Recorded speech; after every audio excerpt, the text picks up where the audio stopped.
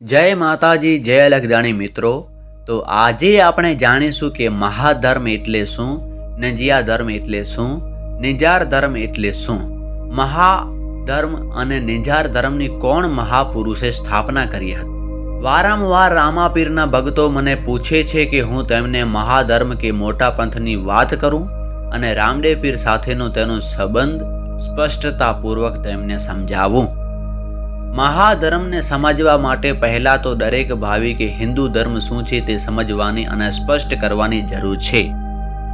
હિન્દુ ધર્મ તે આ સંસારનો સૌથી જૂનો પંથ છે.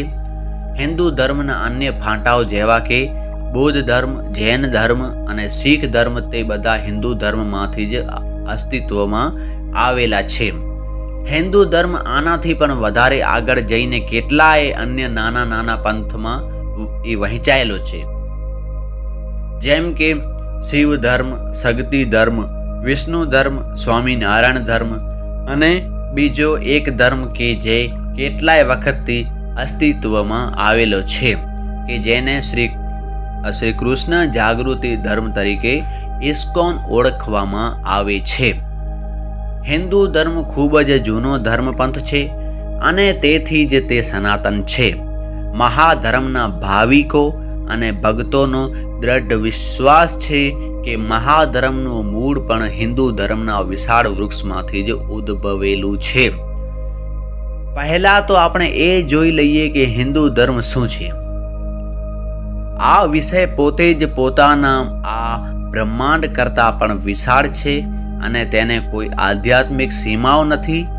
આ વસ્તુ વિશે કોઈ હિન્દુ ધર્મમાં ન માનનારને કઈ રીતે સમજાવી શકાય? ભગવાન શ્રી કૃષ્ણ આપણને સૌને અનેક ગૂઢ જ્ઞાન ભગવદ્ ગીતાના માધ્યમથી આપીને ગયા છે. આપણા અન્ય મહાત્માઓ, સાધુઓ, સંતો, ધર્મગુરુઓ, અન્ય ધાર્મિક સાહિત્ય પણ આપણને વિચારવા માટેનું પૂરતું જ્ઞાન અને સાહિત્ય ભંડોળ આપીને ગયા છે. મારા માટે અજન્મા શિવ તત્વ તેમની પોતાની ઈચ્છા શક્તિના બળે જ જીવનના 3 મુખ્ય પાસાઓનો સંચાર કર્યો છે. એક તો રચના, પાલન પોષણ અને વિનાશ. આપણે આ 3 શક્તિસભર વિચારધારાઓને બ્રહ્મા, વિષ્ણુ અને મહેશ શિવ તરીકે ઓળખીએ છીએ. આ 3 શક્તિ સ્વરૂપ ઉપરના 3 પાસાઓનું અલગ અલગ પોતાની મરજી મુજબ સંચાલન કરે છે. ભગવાન બ્રહ્મા સર્જનહાર કરનાર છે, ભગવાન વિષ્ણુ પાલન પોષણ રક્ષણ કરે છે અને ભગવાન શિવ વિસર્જન અને વિનાશ કરીને 3 પાસાઓને સમતોલ જાળવી રાખે છે. આ ગોઠવણીથી વધારે અને તેની બહાર કંઈ પણ નથી. સમગ્ર સૃષ્ટિનો કાર્યભાર આ પ્રણાલી પ્રમાણે જ ચાલ્યા કરે છે. તો આ મારા મત મુજબ હિન્દુ ધર્મનો સાર છે.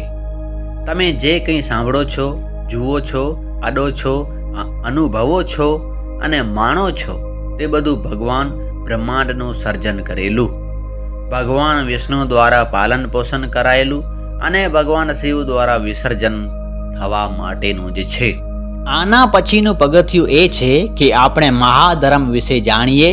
મહાધર્મને આપણે પ્રભુની જીવંત અને નિર્જીવ રચનાની સાચવણ અને માજવત કરવાની આપણી એક નૈતિક જવાબદારી સમજી શકીએ છીએ અથવા તો તેને તે રીતે વ્યાખ્યાયિત કરી શકીએ છીએ. આથી આગળ વધીને મહાધર્મ પ્રત્યેક માનવીની અન્ય માનવી તરફની ફરજ પણ ગણી શકીએ છીએ, કેમ કે આપણે બધા ઈશ્વરની આ સૃષ્ટિની સૌથી શ્રેષ્ઠ કૃતિઓ છીએ. મહાધર્મ અનેક રીતે સમજાવી શકાય છે, પણ પાયાની અને મૂળભૂત વાત એક જ છે. ભલે તમે તે બધાને અલગ અલગ નામે ઓળખો કે અલગ અલગ રીતે તેને વ્યાખ્યાયિત કરો કે અલગ અલગ રીતે તમે તેનું પાલન કરો.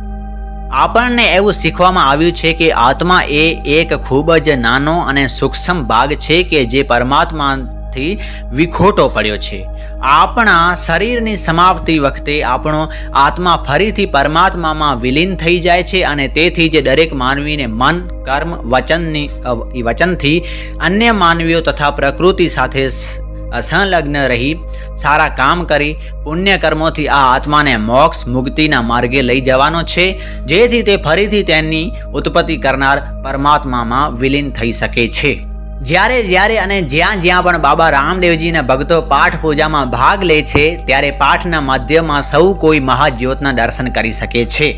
માનવીની અંદર પ્રજ્વલિત જ્યોત તે પરમાત્માની પોતાની જ્યોત છે કે જે બ્રહ્માએ દરેક માનવીમાં મૂકી છે. આ પણ એક મહાધર્મ છે અને મોક્ષ મેળવવાનો એક સુંદર માર્ગ છે. બાબા રામદેવજીના પાઠ પૂજા દ્વારા અને તેમણે આપેલા ફરમાનોના પાલનમાં પણ મુક્તિ મેળવવાનો માર્ગ રહેલો છે.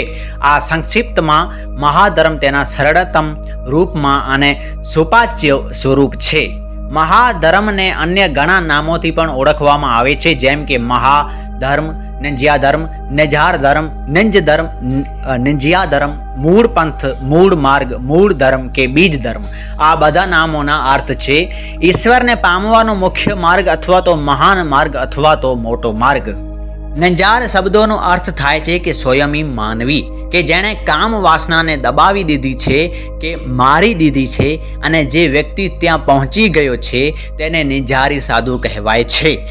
અને કહેવાય છે કે જે માનવી આ ગુણ હોય, જે માનવીમાં આવા ગુણો હોય તે માનવી પરમ તત્વને તેની ભક્તિના બળે પ્રાપ્ત કરી શકે છે. ખૂબ જ પ્રાચીન કાળથી મહાધર્મ અસ્તિત્વમાં છે અને ત્યારના સમયમાં ફક્ત બ્રાહ્મણ અને થોડા વૈશ્ય, ક્ષત્રિય અને શૂદ્ર લોકો જ વિષયનું જ્ઞાન ધરાવતા હતા અને બાકીના મોટા ભાગના લોકો આ વિષયથી અજ્ઞાન, અજાણ હતા. આવા લોકો માટે, તેમના કલ્યાણ માટે આચાર્યોએ પાઠ પૂજાના માધ્યમથી તેમને મહાધર્મ પાળતા શીખવાયું છે કે જેથી તે બધા પણ મુક્તિ મેળવી શકે. પરંતુ શરૂઆતમાં આ ધર્મનું પાલન ખૂબ જ મોટા ઋષિ મુનિઓ જ કરી શકતા, જેવા કે ગુરુ દત્તાત્રેય, નવનાથના મુખ્ય નાથ, મચ્છન્દ્રનાથ, જલંધરનાથ, ગુરુ ગોરખનાથ, વશિષ્ઠ મુનિ, ઋષિ વિશ્વનાથ, અગસ્ત્ય મુનિ, માર્કંડ, પરાશર, રામાનુજ અને તેમના જેવા અન્ય ઘણા રાજપૂતો જેવા કે રાજા પ્રહલાદ, હરિચંદ્ર, યુધિષ્ઠર અને બલિરાજા અને અન્ય લોકો નિંજ્યા ધર્મનું પાલન કર્યું હતું. જૂનવાણી, ભજન અને ભક્તિ ગીતો એવું જણાવે છે કે દરેક યુગમાં આ નિંજ્યા ધર્મનું પાલન થતું હતું અને અનેક માનવીઓ આ પંથને અનુસરી નિર્વાણ પામ્યા છે. અત્યારના યુગમાં આ ધર્મનું પાલન ભક્તિ માર્ગે થઈ શકે છે કે જે પોતાનામાં જ એક યોગ છે કે જે ભગવાન શ્રી કૃષ્ણએ મદ ભાગવત ગીતામાં જણાવ્યું છે. મહાધર્મમાં પણ ગીતામાં ઉલ્લેખાયેલા બધા જ યોગનો સમાવેશ થાય છે, જેવા કે વિસાગ યોગ, સાંખ્ય યોગ, જ્ઞાન યોગ, કર્મ યોગ, મોક્ષ અને સંન્યાસ યોગ. ઇતિહાસ કહે છે કે મહાધર્મના આ પંથ પર 600 વર્ષ પહેલા જૂના ભગવાન શ્રી કૃષ્ણ પોતે જ રાજસ્થાનના પોખરણમાં બાબા રામદેવજી મહારાજ તરીકે પ્રગટ થયા હતા. એ સમયે મોગલ સામ્રાજ્યના કારણે હિન્દુઓ ખુલ્લી રીતે હિન્દુ ધર્મનું પાલન કરી શકતા ન હતા અને એટલે જ એ સમયે મહાધર્મ બંધ બારણે છુપી રીતે પાળવામાં આવતો હતો. છતાં પણ સમાજના બ્રાહ્મણ, વૈશ્ય, ક્ષત્રિય અને શૂદ્ર જેવા એ વર્ણ ભેદ તો હતા જ. શ્રી રામદેવજી બાબા મહાધર્મના પાઠ પૂજાના છત્ર નીચે સમાજમાં જાગૃતિ, એક્ય, સર્વ મનુષ્ય સમભાવ અને એકતા લાવ્યા હતા.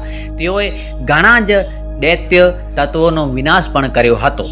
તેમના સમયમાં અનેક માનવીઓ નિર્વાણ પામેલ છે, જેમાંના થોડા નામોના હરજી બાટી, હરભુજી, ડાલીબાઈ, રાવત, રણસિંહ, જૈસલ અને તોરલ, રૂપાડી અને માલદેજી, લખમો માળી, ખીમડીયો કોટવાડ, બાબા સૈનાલ સિંઘ, દેવાયંત પંડિત, સતી દેવલદે, દેવતણખી લુહાર, કચ્છના દાદા મેકરણ કાપડી, પરબતના સંત દેવીદાસ, પાંચાલના ભક્ત મંડલ, આપા મેપા, આપા જાદરા, આપા રતા, આપા ગીગા, લક્ષ્મણ ભગત, શ્રી શામજી ભગત અને બીજા અનેક સમાવેલ છે. ભગવાન શ્રી રામદેવજી મહારાજે મહાધર્મ મૂળભૂત પાયાના સિદ્ધાંતોને પોતાના 24 ફરમાનમાં વણી લીધા છે. તેઓ પોતાની સમાધિ લેવાનો સમય પોતાના ભક્તો માટે 24 ફરમાનો આપી ગયા છે.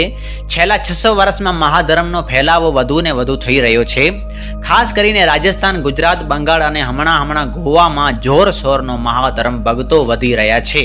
છેલ્લા 80 વર્ષમાં ભારતની સીમાઓનું બહાર પણ મહાધર્મ પહોંચી રહ્યો છે. જેમ કે સાઉથ આફ્રિકા અને 60ના દાયકામાં યુનાઇટેડ કિંગડમમાં પણ ગુજરાત લોકોની સાથે સાથે મહાધર્મ પણ ફેલાવી રહ્યો છે. છેલ્લા 20 વર્ષ મહાધર્મ USA, કેનેડા, ઓસ્ટ્રેલિયા અને ન્યૂઝીલેન્ડમાં પણ ફેલાઈ રહ્યો છે. તેઓ કે જે રામદેવજીના ભક્તો છે અને મહાધર્મનું પાલન કરે છે તેઓ મારા માનવા મુજબ સચ્ચાઈ સાચા માર્ગ પર પ્રભુને પામવાની અને નિર્વાણ પામવાની મેળવવાની પોતાના આગવા માર્ગ પર ગતિ કરી રહ્યા છે. તો ચાલો મિત્રો આજનો વિડીયો અહીંયા સમાપ્ત કરીશું. મળીશું આગળના વિડીયોમાં. જય માતાજી, જય લખધાણી.